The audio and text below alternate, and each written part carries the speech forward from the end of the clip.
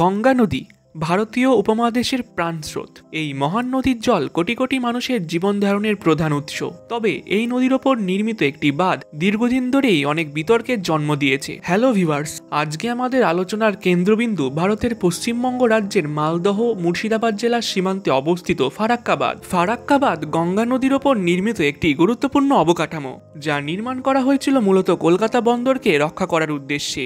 ভাগীরথী হুগলি নদীর নাব্যতা কমে যাওয়ায় একটা সময়ে কলকাতা বন্দরের কার্যক্ষমতা হুমকির সম্মুখীন হয়। এই সমস্যার সমাধানের জন্যই ফারাক্কা বাঁধের মাধ্যমে গঙ্গা নদীর এক বড় অংশের জল হুগলি নদীতে প্রবাহিত করা সম্ভব হয়। ফলে হুগলি নদীর নাব্যতা বৃদ্ধি পায় এবং কলকাতা বন্দরের কার্যক্ষমতা রক্ষা করা সম্ভব হয়।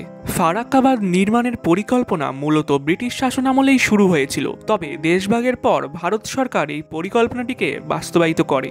1961 সালে এই বাঁধ নির্মাণের কাজ শুরু হয় এবং শেষ হয় 1975 সালে। বাঁধটি নির্মাণ করতে ব্যয় করা হয়েছে প্রায় $1 বিলিয়ন। হিন্দুস্তান কনস্ট্রাকশন কোম্পানি এই বাঁধটি নির্মাণ করে।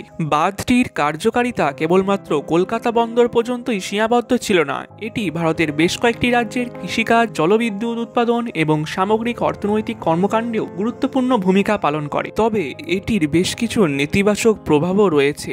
ফারাক্কা বাঁধের কারণে গঙ্গা নদীর জলপ্রবাহের পরিবর্তন ঘটে, যা সরাসরি বাংলাদেশের কৃষিক্ষেত্রে প্রভাব ফেলে। বাঁধ নির্মাণের ফলে পদ্মা নদীতে জলপ্রবাহ কমে যাওয়ায় শুষ্ক মরশুমে পর্যাপ্ত জল পাওয়া যায় না।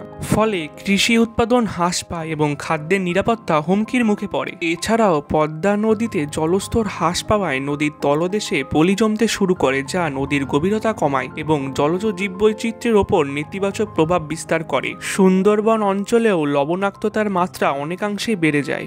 অন্যদিকে বর্ষাকালে ভারত বাঁধের গেট খুলে দিলে বাংলাদেশের নিম্নাঞ্চলে বন্যার ঝুঁকি বেড়ে যায়। ফারাক্কা বাঁধের কারণে ভারত ও বাংলাদেশের মধ্যে পানি বন্টন নিয়ে সম্পর্কের টানাপোড়েন দেখা যায়। দুই দেশের মধ্যেই একাধিকবার আলোচনা চুক্তি স্বাক্ষরিত হলেও এই সমস্যার এখনও স্থায়ী সমাধান মেলেনি। 1996 সালে স্বাক্ষরিত গঙ্গা পানি বন্টন চুক্তি কিছুটা স্থায়ী সমাধান দিলেও এখনও অনেক সমস্যা রয়ে গেছে, যা নিয়ে দুই দেশের মধ্যে বিতর্ক চলমান। আমরা আশা করি ভবিষ্যতে এই ধরনের সমস্যার স্থায়ী সমাধান আরও কার্যকরীভাবে করা সম্ভব হবে।